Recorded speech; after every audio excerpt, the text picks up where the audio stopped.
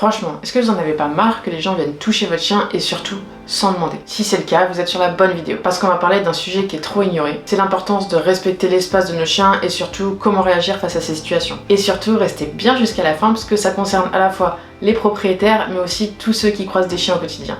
Imaginez juste, vous êtes dehors, vous baladez tranquillement, et là d'un coup il y a un inconnu qui vient et qui vous caresse les cheveux. Bon, si vous en avez, mais bon, ça c'est... Qu'on soit clair, on trouverait tous ça super bizarre. Alors pourquoi est-ce qu'on l'autoriserait sur nos chiens? Et ça c'est souvent quelque chose qui est pas bien compris parce que les gens ils considèrent uniquement le chien comme le meilleur ami de l'homme. Et du coup, dans leur tête, c'est impossible qu'un chien n'ait pas envie qu'on le caresse. Et pourtant, il y a plein de choses qui peuvent faire que ce soit pas bon d'aller caresser un chien qu'on connaît pas. Ça peut être un chien qui a peur, ça peut être un chien qui est agressif, ça peut être un chien qui est en train de travailler. Bref, il peut y avoir 15 milliards de raisons qui peuvent faire que le chien n'ait pas envie qu'on vienne le caresser. Si pour vous aussi c'est quelque chose qui est vraiment important, alors n'hésitez pas à liker la vidéo ou encore à la partager, ça nous permettra de pouvoir sensibiliser encore plus de monde possible.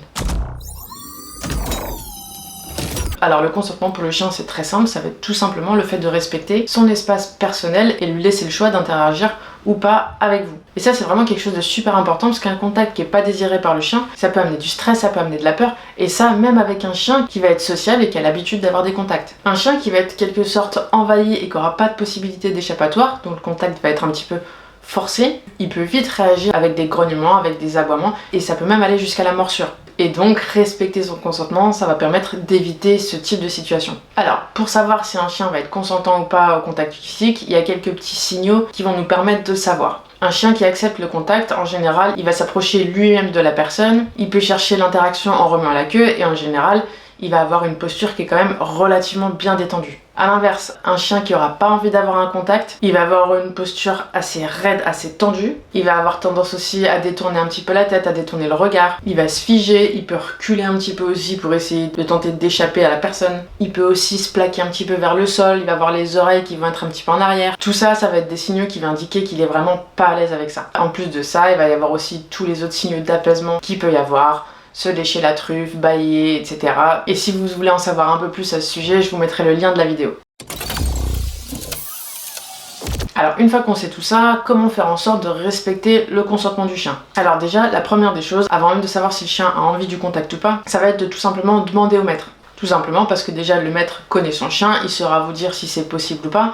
Et même si par exemple le chien pouvait avoir envie du contact avec vous, le maître pourrait lui ne pas le vouloir. Si par exemple justement c'est un chien qui est méga sociable, qui saute sur les gens parce qu'il veut aller leur faire des câlins, là lui il aurait envie que vous le caressiez, mais là le maître par exemple si lui vous dit non, parce qu'il essaye de le faire travailler, il essaye de faire en sorte justement qu'il aille moins en contact ou qu'en tout cas il saute pas sur les gens tellement il est content de le voir. Donc la première chose à faire de toute façon c'est de forcément demander au maître. Ensuite quelque chose qui va être très important, c'est de respecter si le maître dit non. Ça sert à rien d'expliquer que oui mais moi j'ai un bon contact avec les chiens, peu importe. Si le maître dit non, il faut savoir le respecter et ne pas y aller tout simplement. Et ça je sais pas si ça vous est déjà arrivé en tant que propriétaire de chien, mais c'est vraiment super relou. Je me rappelle d'une fois où je sortais Chiro, il était encore en plus très jeune donc il avait encore beaucoup de mal avec les humains, il avait encore très peur d'eux et du coup il voulait vraiment pas s'en approcher. Il y a un monsieur qui arrive avec 2 chiens, donc avec des chiens très bien éduqués, donc je pense qu'ils savaient très bien gérer leur éducation, etc. Il devait penser tout savoir sur les chiens et tout savoir sur tous les chiens. Mais c'est pas parce que nous, notre chien, on le gère très bien, on le connaît très bien et qu'il est parfaitement éduqué qu'on va savoir comment réagissent les autres. Il a voulu appeler Chiro pour qu'il vienne le voir. Il commence à essayer de l'appeler et je lui explique, je lui dis en gros vous cassez pas la tête, il est vraiment très craintif.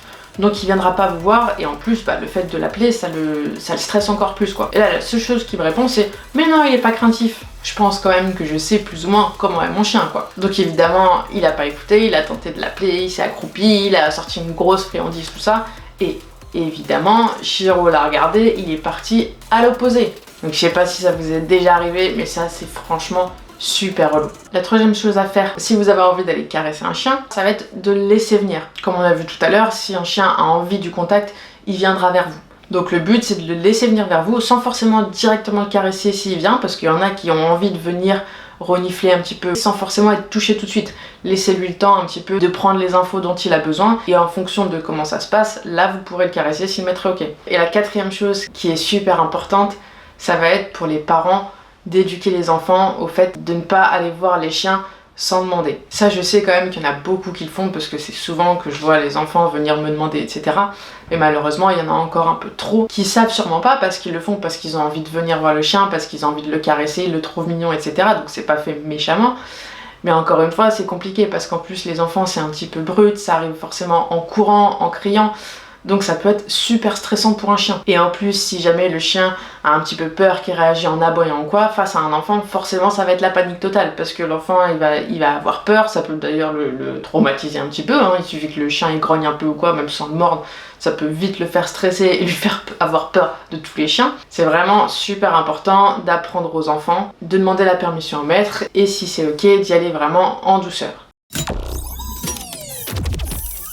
Alors justement, si ça vous est déjà arrivé d'avoir des inconnus, des gens qui étaient un peu trop envahissants avec votre chien ou qui vous écoutaient pas quand vous leur disiez non, dites-moi comment vous réagissez. La première étape qu'il va falloir faire, c'est déjà de leur expliquer les choses. Si vous avez quelqu'un qui essaye de venir, qui essaye de caresser votre chien, qui vous a pas demandé ou même qui vous a demandé mais qui s'en fout si vous lui avez dit non, malheureusement, même si normalement on n'est pas obligé de le faire, il va falloir vous expliquer un peu plus les choses pour que la personne comprenne vraiment et arrête d'essayer de rentrer en contact avec votre chien. Donc essayez de lui expliquer la raison, essayez de lui expliquer par exemple que votre chien il est peureux, que s'il vient comme ça, il va avoir peur, qu'il sera pas à l'aise, qu'il sera stressé. Vous pouvez lui expliquer que si c'est un chien agressif, que ça peut être dangereux pour lui. Bon, en général, ce genre de choses, ça fonctionne quand même pas mal. Vous pouvez aussi lui expliquer qu'il est tout simplement en travail, que vous êtes en train de travailler avec lui, et que du coup, c'est pas possible que la personne vienne le caresser. Bref, essayez de lui expliquer la raison de pourquoi le contact n'est pas possible. Malgré tout ça, malheureusement, il y a quand même des gens, même quand on leur explique, qui tentent quand même encore de caresser notre chien. Dans ces cas-là, ce que vous faites directement, c'est qu'entre guillemets, vous essayez de faire barrage entre votre chien et la personne. Il faut bloquer la personne parce qu'au bout d'un moment, il faut que la personne elle comprenne. Si quand vous lui expliquez verbalement et gentiment, ça fonctionne pas, vous bloquez. Et en plus, essayez d'être au pire plus ferme. Si vous lui avez expliqué gentiment que c'était pas possible, bah là malheureusement on est obligé d'être plus ferme. Il faut leur expliquer vraiment que c'est pas possible, qu'on veut que la personne s'en aille. Ensuite, ce qu'on peut faire tout simplement, c'est d'essayer d'expliquer à la personne comment l'approcher. Parce que si votre chien peut être un petit peu approché, mais seulement de certaines manières, on peut l'expliquer aux gens. Parfois, moi par exemple, j'explique aux gens, ils veulent venir faire une caresse à Chiro, je leur dis non, alors par contre, il est craintif, donc on va éviter de le toucher. Par contre, il est quand même, maintenant en tout cas, assez curieux, il aime aller voir qui est à côté de lui, etc.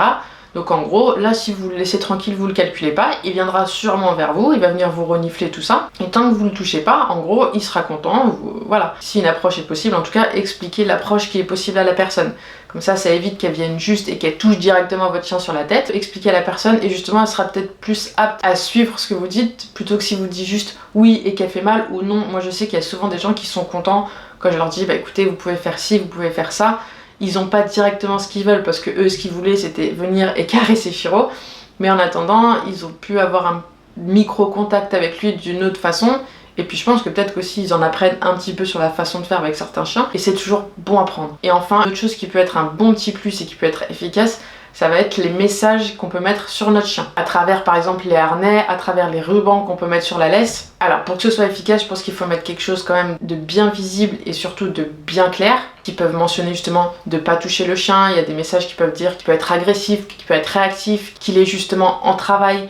Donc ça permet que les gens puissent potentiellement déjà voir le message avant même de venir vers lui, avant même que vous ayez à dire quelque chose. Donc ça fait un petit tri, forcément il y a quelques personnes quand même qui le voient et qui du coup font plus attention, mais ça va pas empêcher tout le monde de venir évidemment, sinon ça serait trop beau. Comme je vous l'ai dit tout à l'heure, une des choses qui est super importante pour voir justement le consentement du chien, que ce soit le chien de quelqu'un d'autre ou même le vôtre, ça va être les signaux d'apaisement qu'il peut émettre. Donc si vous voulez en savoir un petit peu plus sur tout ça, je vous mets le lien vers la vidéo des signaux d'apaisement. Merci beaucoup d'avoir regardé la vidéo jusqu'à la fin et surtout, n'oubliez pas de vous abonner pour pas louper les prochaines vidéos.